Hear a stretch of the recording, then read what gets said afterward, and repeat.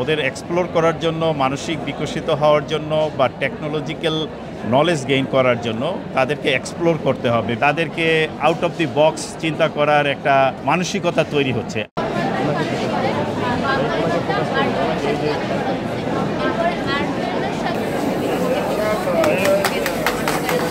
Stop.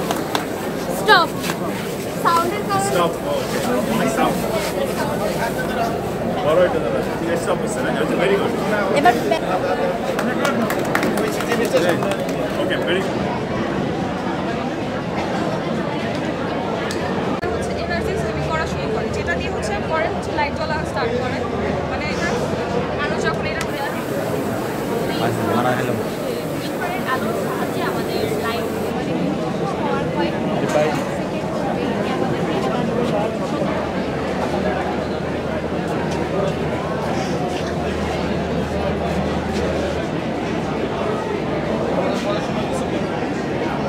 আমরা জানি পৃথিবীটা এখন প্রযুক্তি নির্ভর, তো আমরা চাই আমাদের যে স্টুডেন্ট যারা আছে ওদের এই প্রযুক্তির সাথে সম্পৃক্ত করা। কারণ আমাদের যেই টেক্সট বুক কন্টেন্ট বা বই, সেই বই এনাফ না ওদের এক্সপ্লোর করার জন্য, মানসিক বিকশিত হওয়ার জন্য বা টেকনোলজিক্যাল নলেজ গেইন করার জন্য তাদেরকে এক্সপ্লোর করতে হবে বিভিন্ন প্রজেক্টের মাধ্যমে। 10 বছরের যাত্রা তো কেবলই শুরু। একসাথে গ্রো করার এই জার্নি চলুক আগামীতেও। পাঠাও 10 years of growing with you। তো আমাদের মাইলস্টোনের সায়েন্স ক্লাব একটা অত্যন্ত অ্যাক্টিভ সায়েন্স ক্লাব। আমরা প্রতি বছরই ওয়ার্কশপ করে থাকি। স্টুডেন্টরা সেখানে বিভিন্ন প্রজেক্ট করার সুযোগ পেয়ে থাকে এবং তাদের প্রজেক্ট, তাদের কাজের নিয়ে আমরা অবশ্যই অ্যানালাইসিস করি, হেল্প করি কোথায় আরও ইমপ্রুভ করতে হবে। তো আজকের সায়েন্স ফেয়ারে আমরা বেশ কিছু ভালো প্রজেক্ট দেখতে পেয়েছি। আজকাল আমরা সবাই জানি রোবোটিক্স এখন বর্তমান প্রযুক্তি নির্ভর বিশ্বে একটা লিডিং পজিশনে কাজ করছে। তো রোবোটিক্সের উপরে বেশ কিছু প্রজেক্ট তারা ভালো করেছে। এর বাইরে আমাদের এখানে সেন্সর নিয়ে বেশ কিছু কাজ করা হয়েছে।